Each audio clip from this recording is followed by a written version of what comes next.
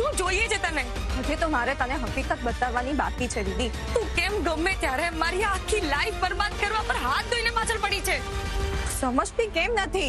કારણ કે મારે તારી કોઈ જ વાત નથી સમજવી. દીદી, કાલે રાત્રે જે થયું એ પછી શું કરવું શું નહીં મને કંઈ જ સમજાતું નથી. કેમ? શું થયું રાતે?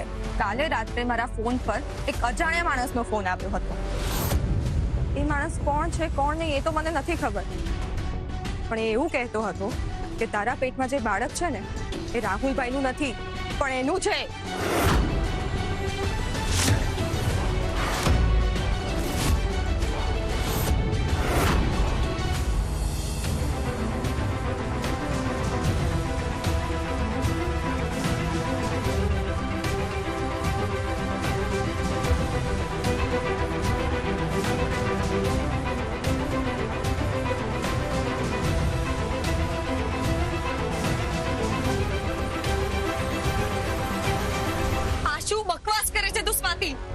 શરમ નથી આવતી તારી પોતાની બેન પર આટલો ગંદો આક્ષેપ લગાવતા? દીદી, આ બધું હું મારા મનથી નથી કહી રહી, જે થયું છે એ જ તને કહી રહી છું. સ્વાતિ, તે ખરેખર બધી જ હદ વટાવી દીધી છે. તું કોઈ અજાણ્યા માણસના ફોન પર વિશ્વાસ કરે છે અને તારી પોતાની બેનના કેરેક્ટર પર સવાલ કરે છે. દીદી, હું તારી સાથે ક્યારે આવું કરી શકું? તને ખરેખર એવું લાગે છે? હજુ પણ સમય છે દીદી, જે પણ હોય મને સાચું કહી દે, હું તને બચાવી લઈશ.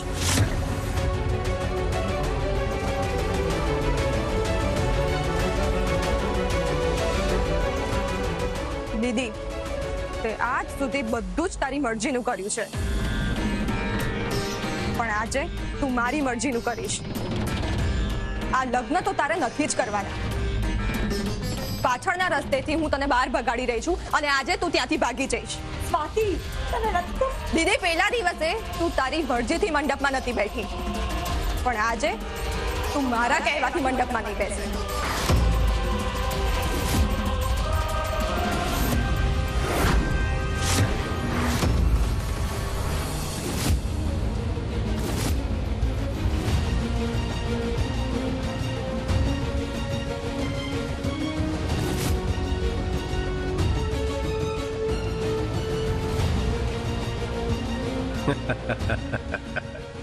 મારું કામ તો બહુ ઇઝીલી પતી ગયું છે. બંને સગી બહેનો વચ્ચે એવો ઝઘડો કરાવી દીધો કે હવે ક્યારેય એક નહીં થાય.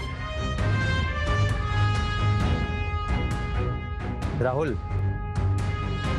આજથી તારા માથે બહુ મોટી રિસ્પોન્સિબિલિટી આવવાની છે. Yes bro. મેં રાહુલ બ્રોને પહેલી વાર આટલા બધા નર્વસ જોયા છે. જેનિશા, એ તો લગ્નની ચોરીમાં બેસવાનો અનુભવ પહેલી વારનો છે ને, એટલે.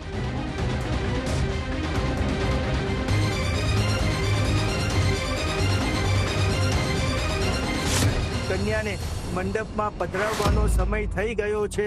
કન્યા પધરાવો, સાવધાન.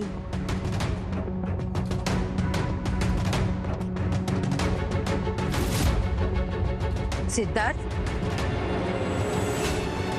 હા દાદી. સ્વાતિ ક્યાંય દેખાતી નથી. એને કે રૂપાને લઈને આવે? હા, ક્યારની ગાયબ છે. જા સિદ્ધાર્થ, બોલાવી લાવ. હા અંકલ.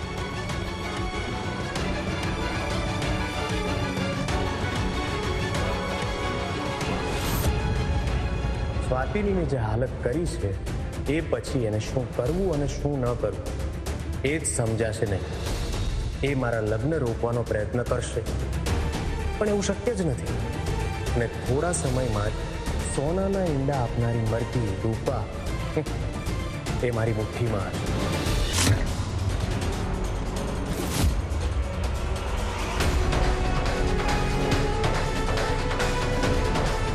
લો, દીદી આવી ગઈ.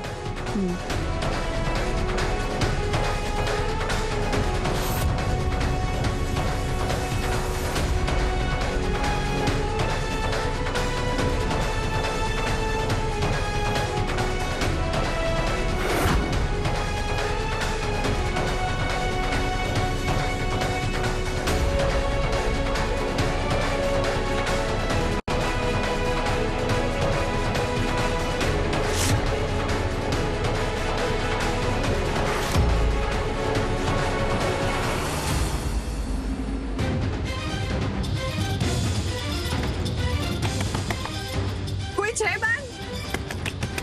કોઈ છે બેન? અરે દરવાજો ખોલો.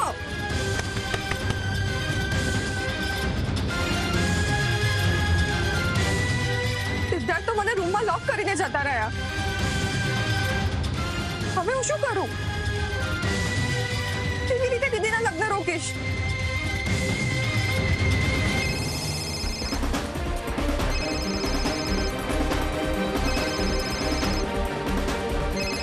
અજાણ્યા નંબર પરથી ફોન? પેલાનો તો નહીં હોય ને? હેલો, સ્વાતિ, મને તારાથી એક ફરિયાદ છે. આમ તો તું મોટી મોટી વાતો કરતી હોય છે અને આટલું ન કરી શકી. શું? શેની વાત કરે છે તું? તે લગ્ન ન રોકાય? મારે પણ આ લગ્ન રોકવા જ છે. પણ શું, અત્યારે આ બધા બહાના સારા લાગે છે, પણ વિચાર, તારી બહેનના લગ્ન થઈ ગયા અને પછી પાટીદાર પરિવારને ખબર પડશે કે એના પેટમાં જે બાળક છે એ રાહુલનું નહીં પણ મારું છે, તો શું હાલત થશે બધાની?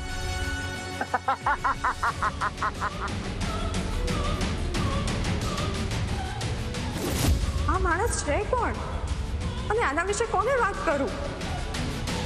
ઘરમાંથી મારે કોઈને તો આના વિશે કહીને રાખવું જ પડશે, નહીં તો તકલીફમાં મુકાઈ જઈશું.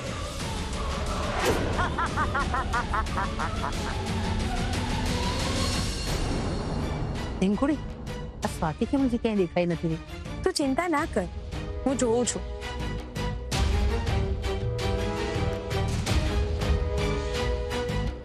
આ લોકો ક્યારના અંદર અંદર શું વાતો કરી રહ્યા છે? મારે આમના પર ધ્યાન રાખવું પડશે. હે ભગવાન, જો આ લગ્ન થશે તો મારી હિદી જીવતે જીવ જ નરકમાં ધકેલાઈ જશે. પ્લીઝ હવે તું જ કોઈ રસ્તો બતાવ.